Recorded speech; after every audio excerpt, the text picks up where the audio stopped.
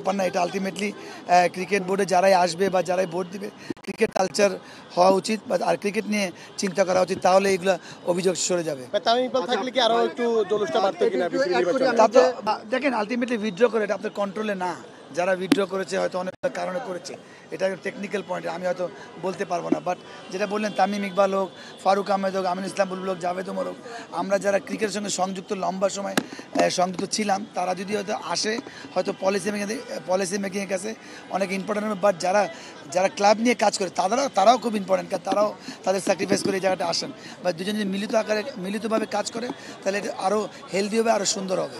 অবশ্যই এটা বড় চ্যালেঞ্জ হবে, কেন আপনি জানেন ক্রিকেট আমাদের 1 নম্বর খেলা, তারা নতুন, আমার মনে হয় তারা নতুন কিছু করার চেষ্টা করবে উইথ কনসিস্টেন্ট। আমাদের এই পর্যন্ত আমরা যতবারই যেই বোর্ড আসছে আমরা কিন্তু বরাবরই বাংলাদেশ টিম নিয়ে বিজি ছিলাম সবসময়।